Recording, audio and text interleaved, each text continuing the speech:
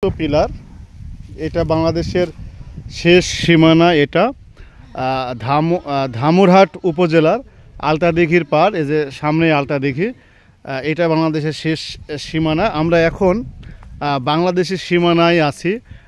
এই তুমি ভারতের সীমানায় চলে গেছো, এদিকে এসো, যাও। হ্যাঁ, এরা এখন ভারতের সীমানায় আছে। আমিও এখন ভারতের সীমানায়, এই মুহূর্তে ভারতের সীমানায় অবস্থান করছি, পাসপোর্ট ভিসা ছাড়াই ভারতের মাটিতে আমরা। এই যে দেখেন, এটা ইন্ডিয়ার সীমানা, এই যে এটা ইন্ডিয়ার সীমানা, আমরা ইন্ডিয়ার এ পাশেই আছি। এখানে বিএসএফের ক্যাম্প আছে।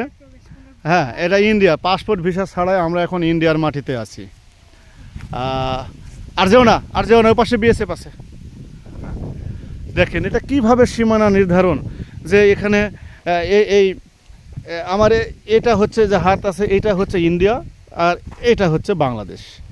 কিভাবে আছে এই বাসগুলো, এক অংশ হচ্ছে ইন্ডিয়ার অংশে আছে, আর এক অংশ বাংলাদেশের, অর্থাৎ বাংলাদেশিরা লাগাইছে, কিন্তু বাসটা তৈরি মানে বাড়তে বাড়তে চলে গেছে ইন্ডিয়ার সীমানায় চলে গেছে। এখন তুমি ইন্ডিয়ার সীমানায় আছে, বাংলাদেশের সীমানায় এসো। হ্যাঁ, এবারে ইন্ডিয়া থেকে এসে বাংলাদেশের সীমানায় আসলো, অর্থাৎ এদের ইন্ডিয়া ঘোরা হয়ে গেল।